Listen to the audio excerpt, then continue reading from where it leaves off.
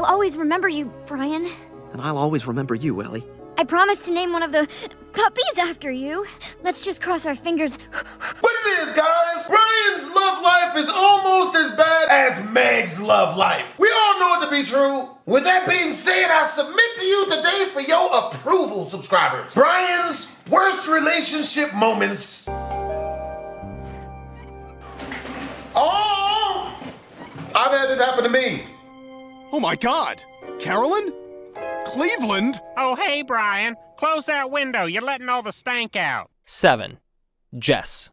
Season 17's Dead Dog Walking may be one of the best Peter and Brian episodes, but the episode also proved that Jess was Brian's worst relationship choice.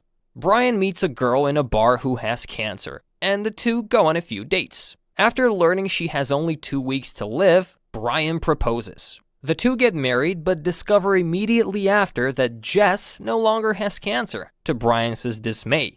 After Peter teaches Brian the benefits of being a husband, Brian starts to let himself go, leading to various medical problems. Oh, shit! Oh, crap, Brian, you okay?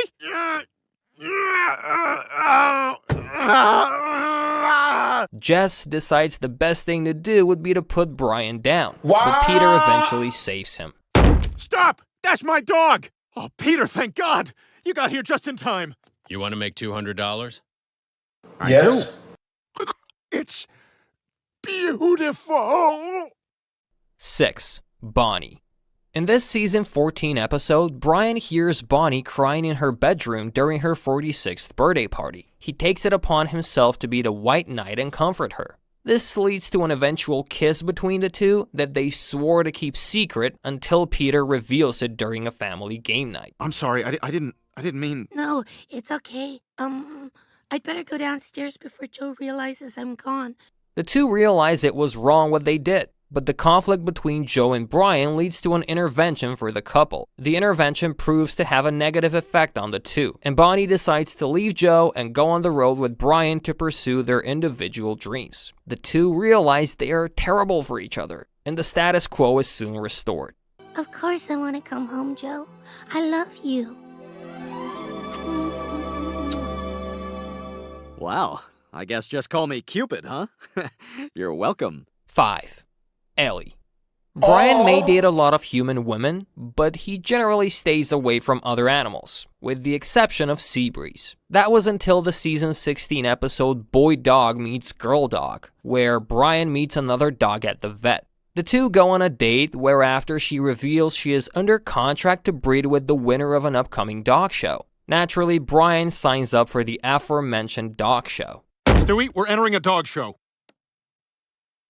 Where's Stewie? He ate me! I ate him. Once again, Stewie explains that he shouldn't be trying so hard for Ellie, but as always, he ignores Stewie's warnings. Through rigorous training, Brian was able to successfully win the race and beat a dog Ellie breeds with, until Brian realizes he is unable to perform under pressure. The two realized they would not be able to have a real relationship and were forced to say their goodbyes to one another. Hey, let's talk. I guess this is goodbye. I guess it is.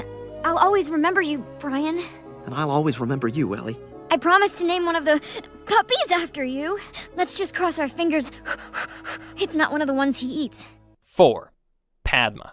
In an episode where Brian's obsession with finding love gets a little too weird, he ends up falling for a girl who works at Apple support in India. He somehow manages to build a relationship out of phone calls to her support line and still never mentions the fact that he's a dog, despite the multiple attempts of Stewie trying to warn Brian that his doing isn't a good idea. The two go to India to meet Padma in person. Do you think all those chickens had to buy tickets? I don't know, but I'm starving. What I wouldn't give right now for a big, juicy steak. How dare you? To us, cows are sacred. That's right. You are disrespecting our entire culture. Luckily for Brian, she is an attractive young woman like he expected. He also attempts to stop an arranged marriage for her for his own selfish reasons. Ultimately, she decides to not marry either of the men, which leads Brian to complaining about the unnecessary lengths he took to get there, and is eventually sent back home with his tail between his legs. Brian, I am deeply touched that you came all this way to find me. But the truth is, you and I have very little in common. Well, I could learn. I mean, there's gotta be an old Carmen Sandiego episode on India or something. Brian, punt. 3. Carolyn. In this episode of Season 7, Brian and Stewie go to a bookstore where Brian vents to Stewie about not being able to find love because of different political and religious views. So naturally, he meets a girl in the same bookstore who grabs the same book as Brian, which happened to be a book about atheism. Whoops. I'm sorry. Damn. I don't think you want this book. It's all about atheism. Oh, I know. I'm an atheist. Really? So am I. It's all yours. I feel bad taking the last copy. Well, there's one way to settle this. If there is a God, send another copy. I guess that's our answer. The two were not a bad couple per se, but Brian was fed some bad advice from Stewie, leading to her cheating on him with Cleveland, and eventually Quagmire. It remains unclear whether or not the two could have had a meaningful relationship if Stewie didn't interfere, but it's safe to say Carolyn won't be returning in future seasons. Yeah.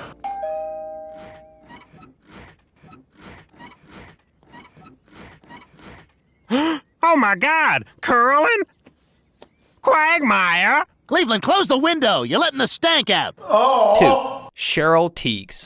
She old? Cheryl Teagues wasn't a bad person, but her relationship with Brian was doomed because of the reason the two got together in the first place. When Brian struggles to get another date with a girl he met at the police station, he joins Quagmire's class on picking up women with negative results. Too bad. Here's my class receipt. Now teach me how to find love. All right, fine. But you lick yourself once in this class and you're out. Don't look. I spilled something. Once he realizes the class only works for one-night stands and not real relationships, he decides to ask Teagues out for a date out of spite of Quagmire by using the same tactics he learned in the class. This relationship did not last long because she was offended that she was used for something so petty.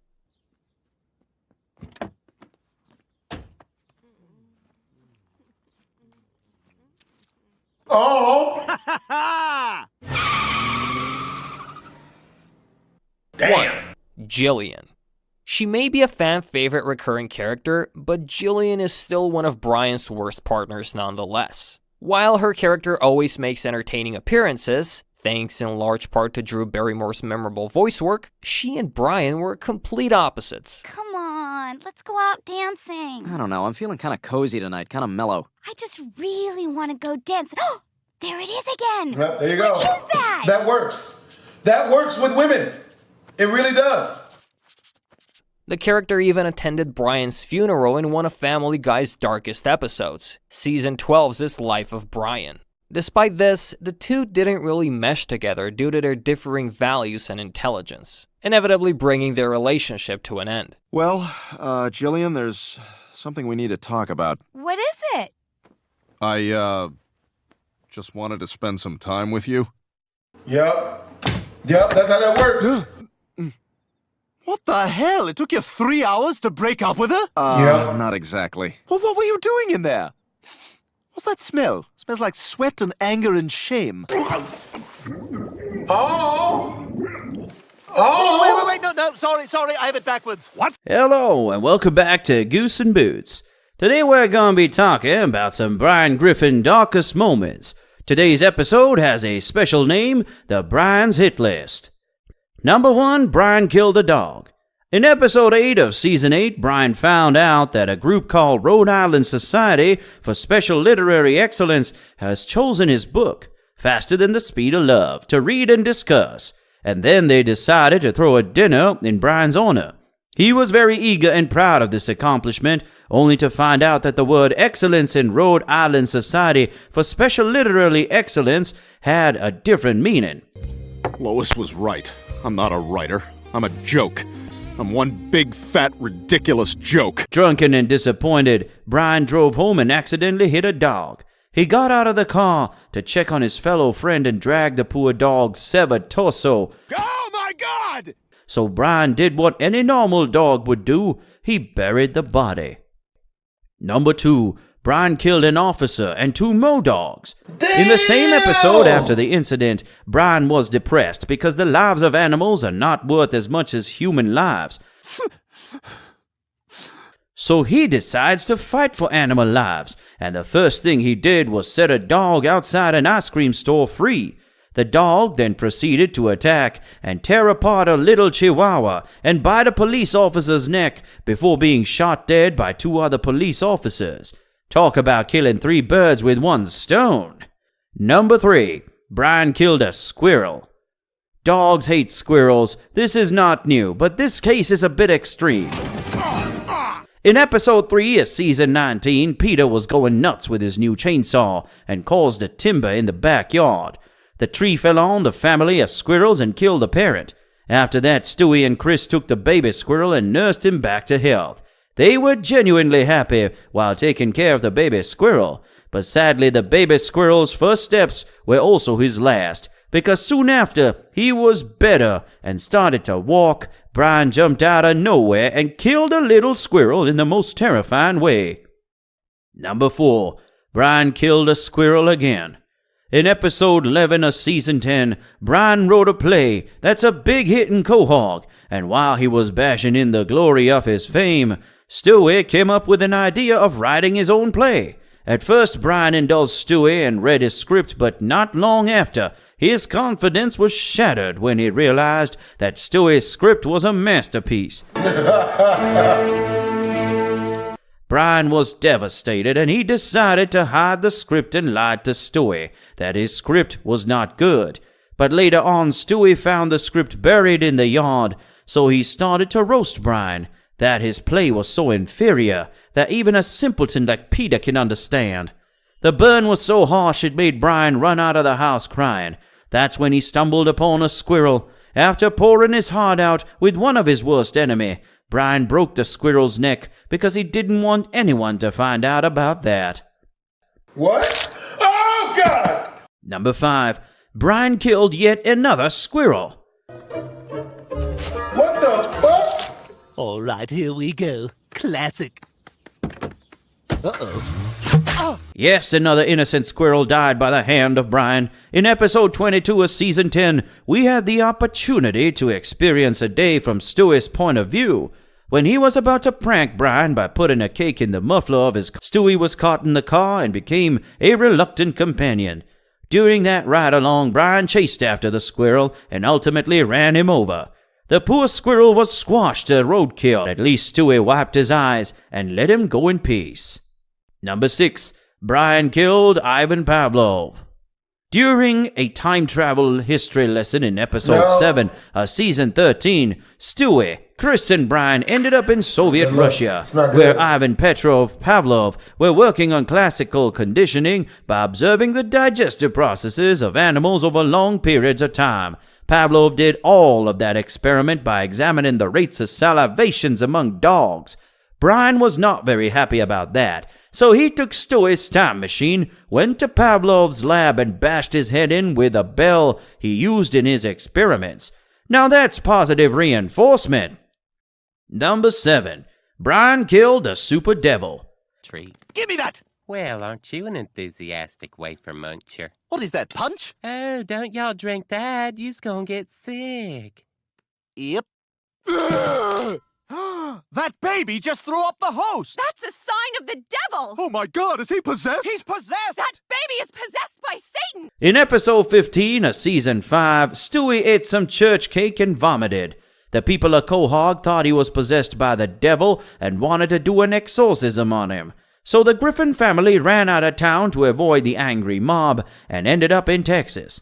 After a while of adjusting to the lifestyle there, Brian went to a liquor store to buy alcohol and got a complimentary gun. He threw the gun away but felt kinda cool trying to shoot it, so he shot it up into the sky a couple times and accidentally killed the super devil, a creature that the Texans believe exists as a superior to Satan.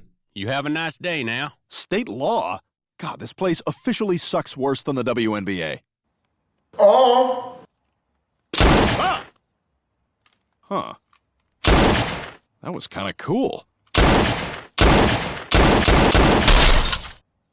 Number 8. Brian killed himself. Whatever, Stewie. I don't know why I always need your validation. I should just let you enjoy your superior intellect while you still have it. What does that mean? Oh, did you think you were the only smart baby in this family? Chris and Meg were just as smart as you were. But once a griffin hits puberty, they turn into a full-blown bozo. And we're going to end this video with a bang. In episode 15 of season 18, after realizing that even genius Griffin would become an idiot when he reached puberty, Stewie decided to preserve his genius DNA with a gene-altering device. But all of that went sideways and he took into a normal baby. After spending some time with the annoying baby Stewie, Brian decided to turn him back into the evil genius, but the gene-altering device was destroyed. So Brian used the time machine to go back in time and prevented Stewie from using the device. This led to Brian having to kill his past self to avoid creating a time paradox. A lot. You can't go in this machine, Stewie. Removing those parts of your DNA doesn't make you smarter. It just turns you into a regular baby. That's impossible. My science is correct. I know, but I may not have been telling you the truth about Chris being a smart baby. Well, I guess there's only one thing left to do. What's that? By traveling back here, you've created a new timeline. For everything to revert back to normal, you have to drown your past self in the toilet. Wait, no, sorry, I have it backwards. What? You're supposed to be drowning your future self. Alright guys, hope you guys enjoyed the video. If you did, make sure to comment, like, and or subscribe. Twisms.